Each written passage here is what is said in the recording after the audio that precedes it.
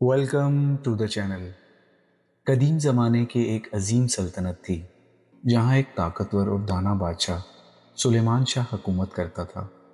اس کی سلطنت خوشحال تھی، رعایا مطمئن تھی اور انصاف ہر دروازے تک پہنچتا تھا۔ مگر ایک رات ایسی آئی جس نے پورے محل کو خوف میں مبتلا کر دیا۔ محل کے خزانچی نے گھبرا کر دربار میں آ کر خبر دی، حضور، شاہی خزانے سے قیمتی ہیرا غائب ہو گیا ہے۔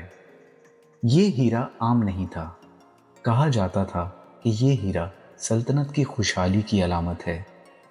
بادشاہ نے سخت لہجے میں کہا، یہ کیسے ممکن ہے؟ محل کی حفاظت تو ناقابل شکست ہے۔ سوال یہ تھا، کیا واقعی کوئی چور محل کے اندر موجود تھا یا یہ کسی اندرونی سازش کا نتیجہ تھا؟ بادشاہ نے فوراً اپنے سب سے قابل سپاہی اور ذہین جاسوس فارس کو بلایا۔ فارس نے کہا، حضور، میں اس راز کو بے نقاب کر کے رہوں گا، مگر مجھے سب پر شک کرنے کی اجازت دیجیے گا۔ بادشاہ نے اجازت دے دی۔ اگلی صبح فارس نے محل کے تمام ملازمین کو ایک جگہ جمع کیا۔ ہر ایک کے چہرے پر خوف اور گھبراہٹ تھی۔ فارس نے اعلان کیا، جو بھی اس چوری میں ملوث ہوگا وہ آج بچ نہیں پائے گا۔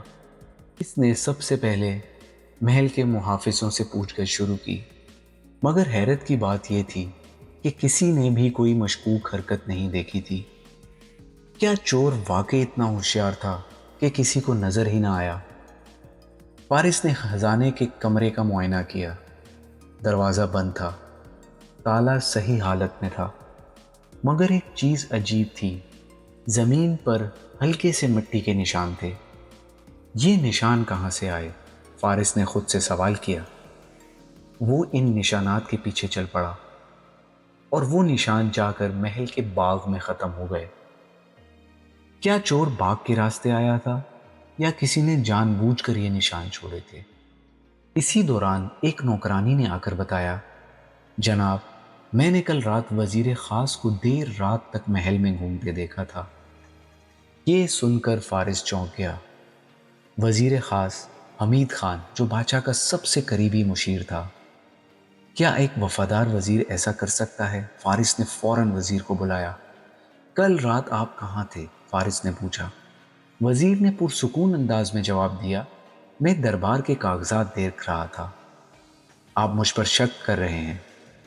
فارس نے کہا، میں ہر اس شخص پر شک کر رہا ہوں جو اس محل میں موجود ہے۔ مگر وزیر کے چہرے پر کوئی گھبراہٹ نہیں تھی۔ یہ معاملہ اور پیچیدہ ہوتا جا رہا تھا۔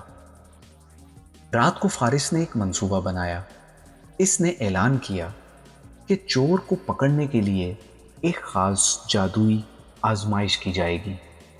ہر شخص کو ایک جادوئی چھڑی دی جائے گی اور جس نے چوری کی ہوگی اس کی چھڑی رات کو 1 انچ لمبی ہو جائے گی۔ سب لوگ خوف زدہ ہو گئے۔